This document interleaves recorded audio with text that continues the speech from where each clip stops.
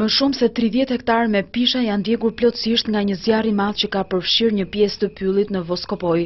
Zjarri është faqur 48 orë më parë dhe vazhdon të jetë aktiv, duke arritur deri në pjesën e sipërme të fshatit turistik e duke përfshirë pothuajse të gjithë kurorën e pishave. Terreni i thyer malor e bën krejt pamundur ndërhyrjen e mjeteve zjarrfikse, ndaj dhe për këtë kreu i komunës, Nexhib Bacelli, ka kërkuar nga Drejtoria e Emergjencave Civile ndërhyrje nga ajri për shuarjen e zjarrit, i cili nëse nuk arrin të izolohet plotësisht, rrezikon edhe banesat që gjenden sipër fshatit. Ndërkohë, zjarri ka shkrumbuar 10 hektar me pisha në krahas të Elbasanit. Vatra u riaktivizua pas ditën e së shtunës, duke përfshirë një sipërfaqe të madhe të kodrës. Gjatë mëngjesit të së dielës, si rezultati i këtij zjarri, një pjesë e zonës juglindore të qytetit të Elbasanit është mjaft e ndotur dhe mbuluar me re të dendura tymi, për shkak të zjarreve që po e djegin me shpejtësi masivin me pisha në kodër të Krastës.